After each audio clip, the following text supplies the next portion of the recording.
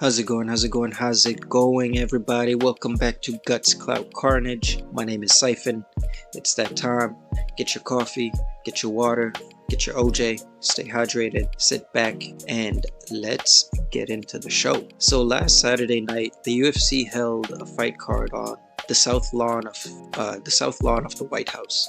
$60 million production, F-16 flyover, two men walking out together like they built the whole thing, 125,000 people on the National Mall, a 92-foot octagon they called the Claw. 7 fights, 7 finishes, first time in UFC history a full card went all stoppages. Justin Gaethje dethroned Ilia Topuria, Cyril Gann stopped Alex Pereira. The fights were real. The results were also real. And yet something about Saturday night doesn't add up. Not the fights, not the finishes, not the production, something underneath all of it. And the closer that you look, the more it starts to look like a plan. Let's start with what everybody saw, because you need to understand exactly how good this looked before you can understand why it needed to look that good. A 92-foot octagon on the South Lawn, F-16s over the Washington Monument, 85,000 people on the ellipse. And between fights, the Marine Band played He's a Pirate from Pirates of the Caribbean. Just sit with that for a second. And then the card itself, 7 fights, 7 finishes, Gaethje painting Topuria's face red for 4 rounds before the corner called it, Cyril Gann stopping Alex Pereira, the man who was 1 fight away from history, didn't make it, Michael Chandler stopped by Mauricio Rufy.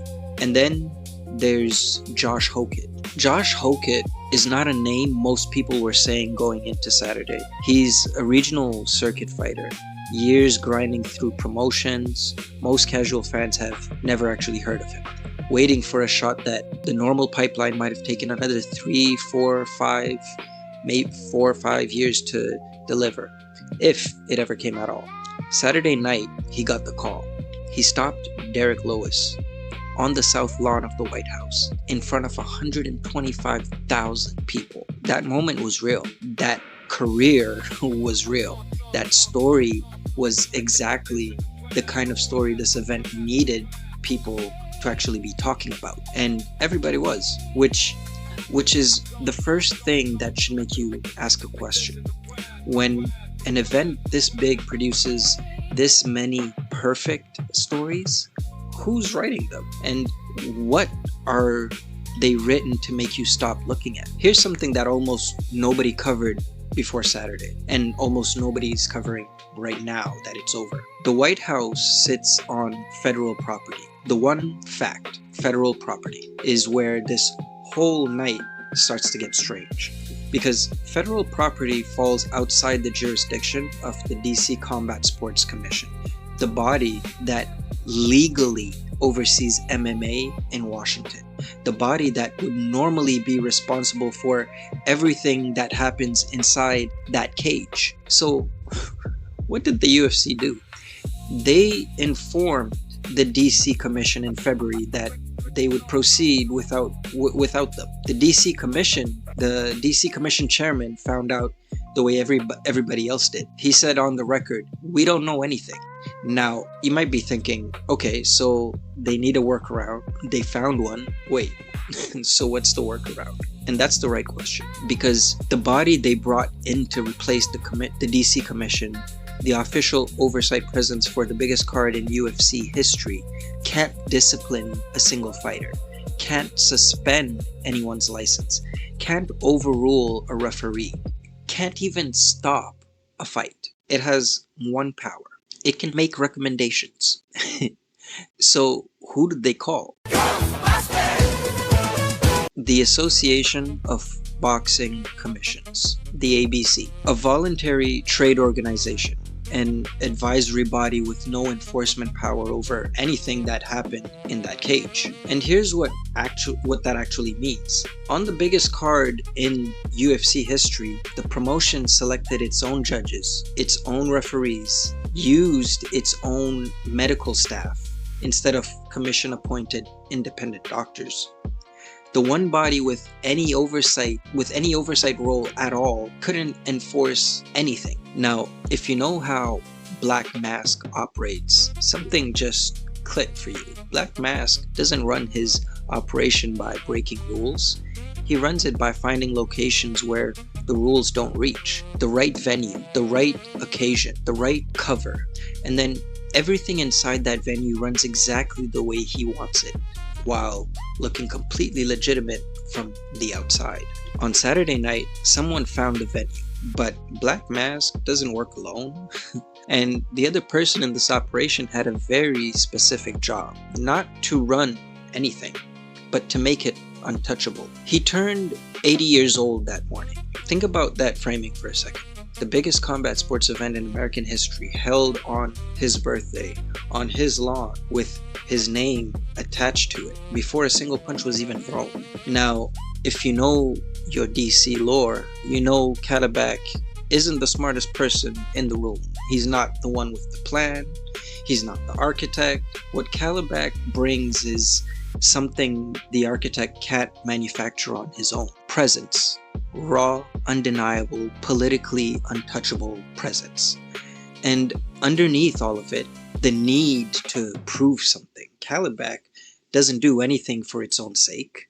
Everything he does is a performance for an audience of one, his father.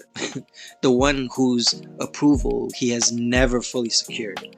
The one whose name we'll get to, but not yet. On Saturday night, Kalibak held court outside the octagon between fights while tech titans and media moguls lined up to get a few minutes with him. Inside the cage, fighters were getting stopped. Outside the cage, the room was filling up with people whose names haven't even been published. And that's the second crack in this whole story, because here's what one of the most credible journalists in combat sports reported before the card. The UFC had quietly circulated a private partner investment deck, special access packages, $1.5 million, front row seats, press conference access, ceremonial weigh-in passes, UFC 329 floor tickets bundled in. The front row of the People's House, $1.5 million per seat, and the identities of the buyers not disclosed. So let's count what we have so far. The normal oversight body told they have no involvement. The replacement oversight body, no actual authority. The official guest list for the South Lawn, invitation only, 4,000 people. The front row, undisclosed buyers at $1.5 million each. And Kalibak front and center, there to be seen, lending the one thing no amount of money can manufacture on its own: political legitimacy. Now, Josh Hokett's moment was real. The 85,000 people on the ellipse were real. The flyover was real. But who was the night actually built for? That answer is still one layer down, and it's the layer where the main event happened. If this is the first time you found this channel, you picked a good episode to start on. Subscribe, because the piece we're about to get to is the part nobody in the combat sports media has fully connected yet. Drop a comment. I want to know if you're saying what I'm currently saying. Now, Ilya Topuria is 26 years old, born in Germany to Georgian parents, built between countries, between cultures, between identities. Became one of the most technically complete fighters on the planet through a career with 0 losses. Undefeated, featherweight champion, the kind of fighter who makes you think the belt was designed for him. Saturday was supposed to be the coronation. His name, his moment, the biggest stage the sport has ever seen. He went into round 3 and took serious damage. Face cut, nose broken. The doctor at ringside wanted to stop the fight. Topuria argued, convinced them to let him continue. He came out for round 4, fought on. His corner stopped it before round 5. Now, here's the question. Here's the question I want you to sit with. Who was the doctor working for? In a normally sanctioned event, the ringside physician is commission appointed, independent. Their authority on medical stoppages is final. The fighter can't argue past them. That check exists because fighters will always want to continue. Pride, money, legacy, everything they've built happening right now in that cage. No human being in that position can be objective about their own body. The independent doctor exists specifically and exactly for that moment. But on Saturday night, there was no commission. There was no independent doctor. There was the promotion's own medical staff. And Ilia Topuria, on the biggest night of his career, face cut, nose broken, talked his way past them and kept fighting. Gaethje won cleanly. I'm not disputing the result. But here's what I'm asking. If the promotion's own medical team is the one deciding whether the promotion's own main event fighter continues in the promotion's own event with no independent authority in the building capable of overruling that decision, who was protecting Ilia Topuria? Who? And there's one more thing underneath that question. The DC Commission chairman wasn't certain the results would count on official records. After the card, especially, the ABC said they do. Two bodies, contradictory positions. No resolution published. Which means Topuria's record, 26 years old, undefeated going in, the biggest loss of his career, exists in a regulatory gray zone that nobody has officially closed. So now we have the venue, we have the cover, we have the oversight body with no authority, we have the undisclosed front row, we have the fighter who argued past a doctor with nobody independent in the room. The case is almost complete. There's one piece left. Here's the question that will matter long after last Saturday's results are forgotten. What did Saturday actually set up? Because what happened on that lawn, on the record with a federal judge's sign-off, just proved that any promoter can stage an event on federal property and bypass athletic commission oversight entirely. Not this promotion specifically, but any promoter. The DC Commission chairman said this out loud before the card. His concern wasn't about this specific event. His concern was about what comes next.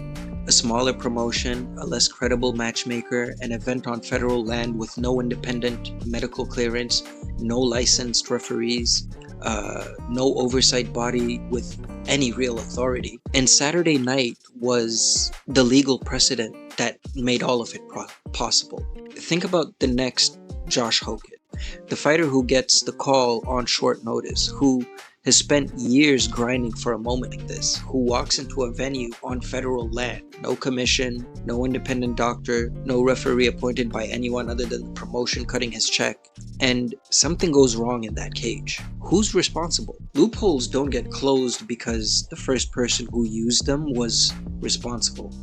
They get closed after the first person who abuses them causes damage. By then, the damages are already done. And there was one more thing. A $1 million Crypto.com bonus pool promised to selected fighters based on performance. No published selection criteria. 7 finishes, but who decides who gets the million? With no independent oversight body holding authority over that decision. Still has no published answer. Bilal Muhammad said it before the card, a UFC champion, someone who came through the grind as Josh Hokett, who knows exactly what the gap between the ellipse and the south lawn looked like from the inside. When I pictured the people watching, I pictured the Hunger Games. Now, let's put it all together. Black Mask finds the venue where the rules don't reach. Kalibak shows up and makes it untouchable. Too loud, too visible, too politically charged for anyone to challenge in the moment. Performing for an audience of one. Proving something to a father whose name this channel will get to. in a different episode. The oversight body has no authority. The front row goes to undisclosed buyers. The main event fighter argues past the doctor with nobody independent in the room. A bonus pool with no published criteria sits unresolved. The case is closed. The spectacle was the operation. The fights were the cover. And the structure underneath, the access, the oversight, the money, the precedent, was specifically designed to be invisible. If you've been keeping score at home, Black Mask is Dana White. Kalibak is Donald Trump. And Darkseid, well, that's a conversation for another episode. Tonight, and since last Saturday, everybody's talking about the claw, the flyover, Gaethje's 4th round, Gans stopping Pereira. They should be. Those things were real, and they were incredible. Here's what's also real. The UFC just ran the biggest card in the history of the sport. No independent doctors, no independent referees, no commission with actual authority, a regulatory gray zone around whether the results even officially count, $1.5 million access packages with undisclosed buyers,